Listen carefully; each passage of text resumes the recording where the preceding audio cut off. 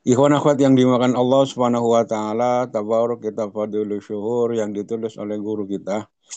Bulan Safar, bulan yang pertama hurufnya adalah shad. Safaul qalbi, bersihnya hati atau beningnya hati. Untuk mendapatkan safaul qalbi ini tidak ujuk-ujuk, tidak serta-merta hati ini bersih. Melainkan butuh perjuangan, butuh waktu yang panjang, butuh proses yang tidak sebentar untuk mendapatkan safaul qalbi. Dan kita semua alhamdulillah dengan anugerah dari Allah kita dipertemukan dengan guru mursyid, diajarkan zikir yang itu sebagai pembersih hati. Kata Rasulullah, likulli syai'in syikala wa syikalatul qulub zikrullah. Segala sesuatu ada pembersihnya masing-masing. Dan untuk membersihkan hati adalah zikir kepada Allah Subhanahu wa taala. Dan kita sudah diajarkan oleh guru, dikasih modal untuk menjaga, untuk membersihkan hati, untuk menjaga kebersihan hati. Supaya hati kita tetap shafa'ul qalbi. Ya. Jadi shafa'ul qalbi ini dengan zikir. Seseorang kalau tidak zikir, yang dalam bahasa tasawuf namanya ghaflah, itu akan selalu kotor. Bahkan dikatakan oleh guru kita dalam kitab Fadilul Syuhur itu bahwa ghaflah itu adalah uh, lebih berat daripada masuk neraka. Asyaddu min duhulin nar.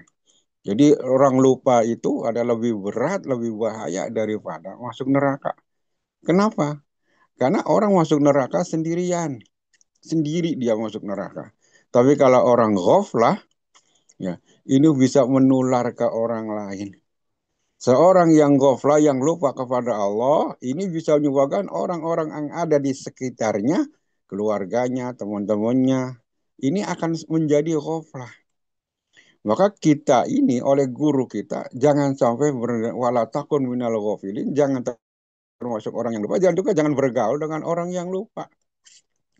Bahkan guru kita sampai melarang, jangan makmum kepada orang yang belum ditalkin.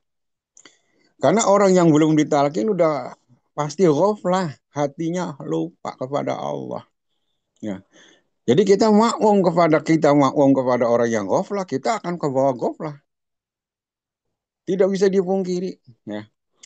Orang sekelas Imam Ghazali saja, meskipun beliau sudah pinternya luar biasa, punya gelar Hujjatul Islam, tapi belum dapat talqin, belum dapat guru mursyid, sholatnya masih ghaflah. Itu sekelas Imam Ghazali, apalagi orang imam-imam yang ada di sekitar kita. Maka guru bukan tanpa alasan, kita jangan makmum, nggak boleh makmum ikhwan kepada orang yang belum ditalqin. Kenapa? Ghaflah. Bagaimana dia jadi imam, bagaimana dia mau membawa makmum kepada Allah, sedangkan dia sendiri ghaflah, sedangkan dia sendiri buta. Ya. Jadi ghaflah, maka kita bergabung dengan orang-orang yang ahli zikir, kita dikumpulkan ahli zikir, supaya apa? Hati kita ke bawah zikir. Ya, ruhu karih, ruh ini adalah seperti angin. Angin itu kalau yang menggabungnya dengan tempat pembuangan sampah, ya anginnya jadi bau. Tapi kalau angin ini ngumpul dengan minyak wangi, maka angin itu akan menjadi wangi. Itulah ruh kita. Kita bergabung, bergaul, ngumpul dengan orang-orang soleh, dengan orang ahli zikir, kita ke bawah ingat kepada Allah Subhanahu wa taala. Bahkan guru kita sering menyampaikan, kalau saya ingat Abah Anom, pasti beruntung. Ingat Abah Anom pasti beruntung. Kenapa? Karena Abah Anom pasti selalu ingat kepada Allah. Ya, kalau kita ingat istri kita, belum tentu. Bisa untung, bisa buntung. Karena istri kita juga bisa lupa, bisa ingat. Nah, jadi inilah pentingnya.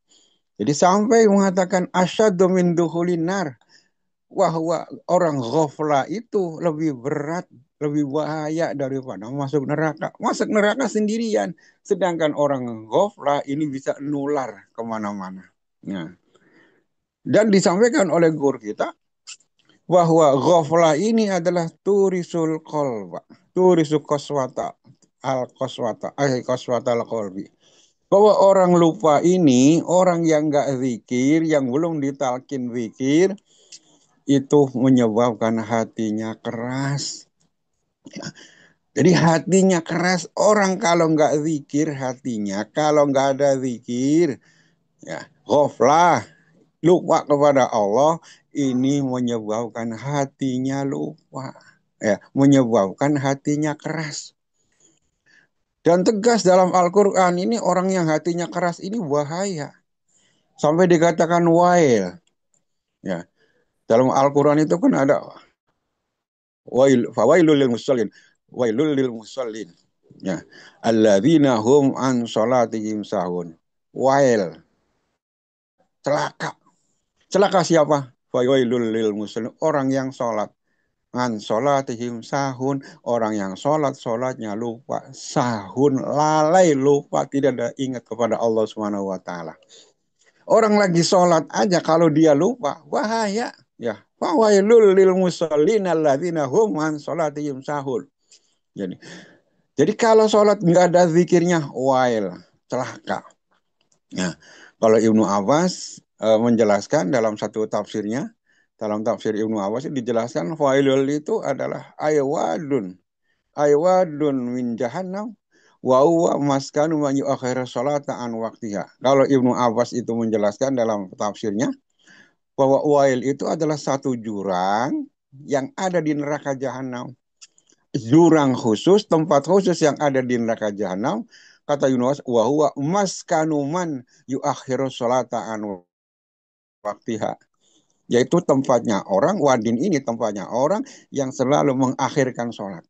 Jadi sholatnya akhir mulu. Sholat duhur jam setengah tiga, sholat asar setengah lima, sholat maghrib setengah tujuh, sholat isya jam tiga, sholat subuh jam enam. Di sholatnya akhir mulu. Ini kata Ibnu Abbas, itulah fawailun. Aywadun min jahannam. Satu jurang di dalam neraka. Nah ini dalam ayat ini juga dijelaskan. Ada lagi fawailun, wail juga. Siapa yang wail juga? Seperti adalah orang yang sholatnya sahun. Wailul lil qasiyati qulubuhum. Yaitu orang yang hatinya keras. Wail juga, celaka juga bagi orang yang hatinya keras. Ya. Lil qasid qulub min zikrillah. Ya.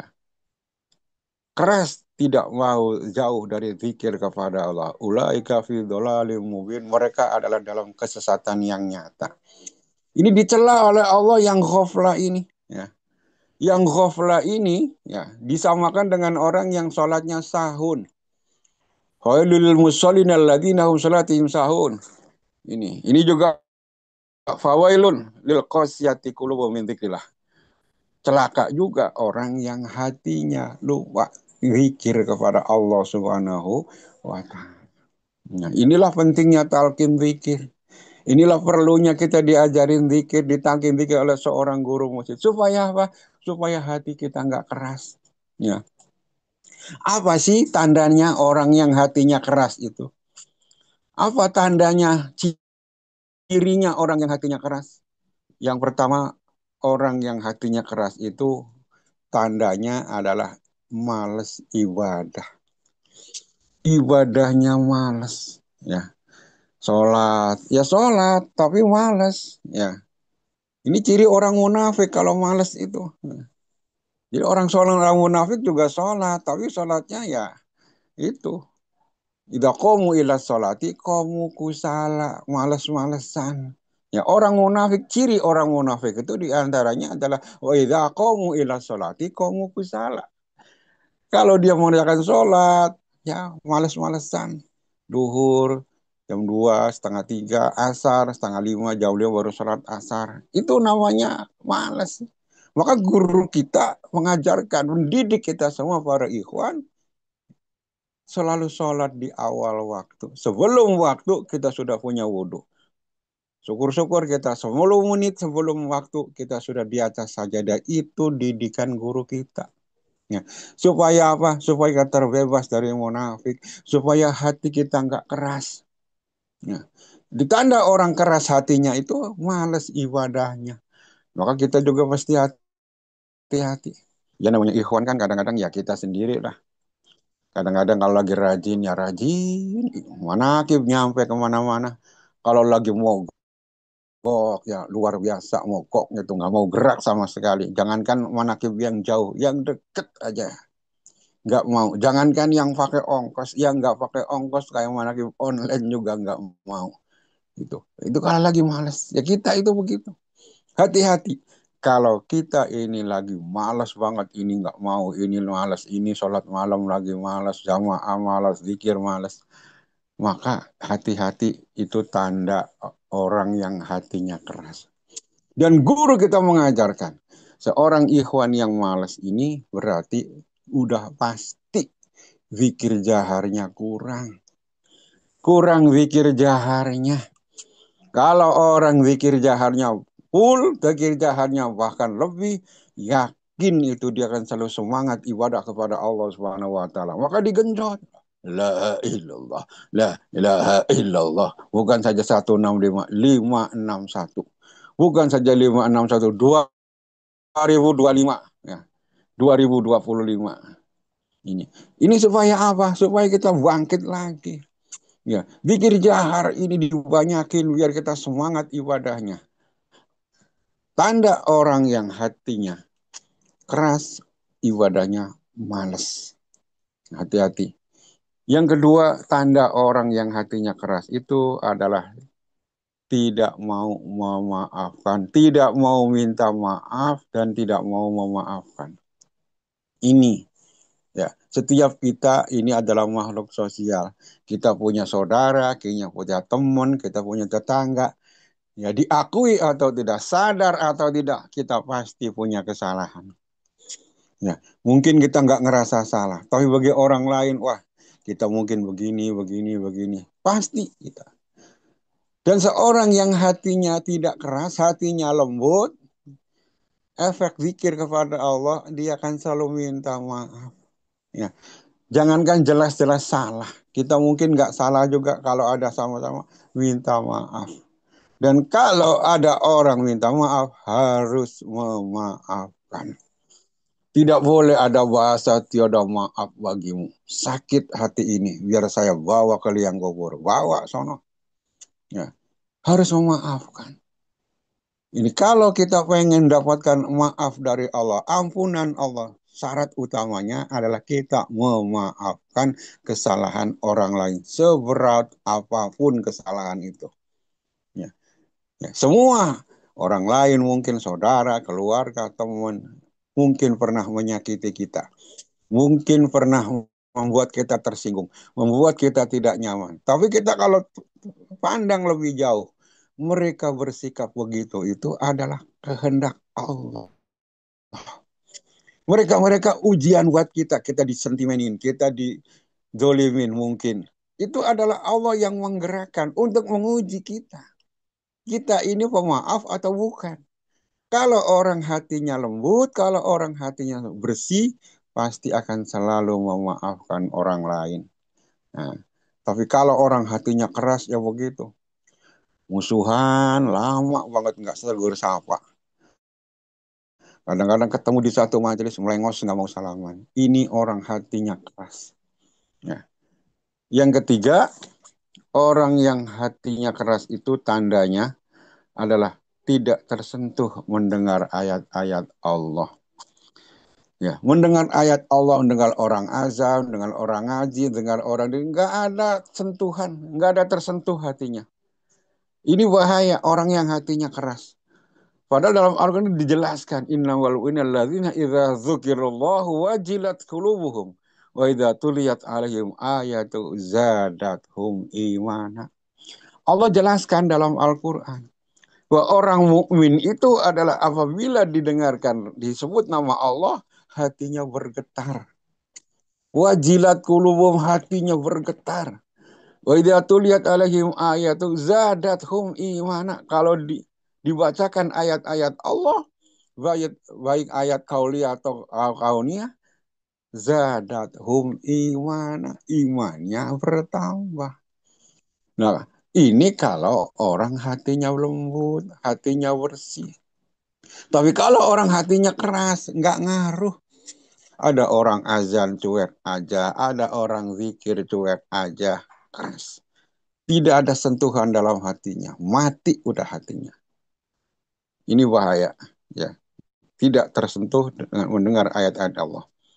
Yang keempat, tanda orang yang hatinya keras itu adalah selalu mendahulukan kepentingan dunia, mengakhirkan akhirat.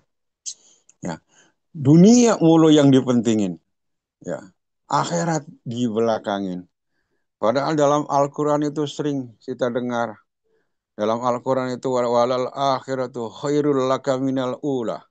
Kata Allah, sungguhnya akhirat lebih baik daripada kamu, baik bagi kamu daripada dunia. Akhirat lebih baik. Wal akhiratu khairu wa abqa. Akhirat itu lebih baik dan lebih kekal. Jadi mestinya kita mendahulukan akhirat. Ya. Makanya kita setiap ketika datang waktu sholat, guru kita mengajarkan, kerjakan sholat. Tinggalkan itu kerjaan. Tinggalkan itu apapun. Rapat tinggalin, kerjaan tinggalin. Kita menghadap Allah. Ini namanya mendahulukan akhirat. Tapi kalau orang yang hatinya keras, ya dibalik mulu, dunia mulu, ya dunia mulu sampai sholat keteter, sampai sholat sampai kodok, sholat sampai bahkan mungkin ditinggal. Kenapa? Karena mengejar dunia, mendahulukan dunia. Ya. Maka kita bersyukur kepada Allah Subhanahu wa taala punya guru mursyid yang luar biasa. Begitu sayangnya kepada kita sehingga kita semua dibimbingkan untuk selalu menjaga hati-hati kita bersih. Kita selalu giat semangat untuk ibadah. Kita juga mau minta maaf dan memaafkan kepada orang lain. Kita juga akan tersentuh mendengar ayat-ayat Allah dan kita selalu mendahulukan kepentingan akhirat daripada dunia. Mudah-mudahan kita selalu diberi istiqomah oleh Allah Subhanahu wa taala. Berkah semuanya segalanya selamanya. Walau maaf. Assalamualaikum warahmatullahi wabarakatuh.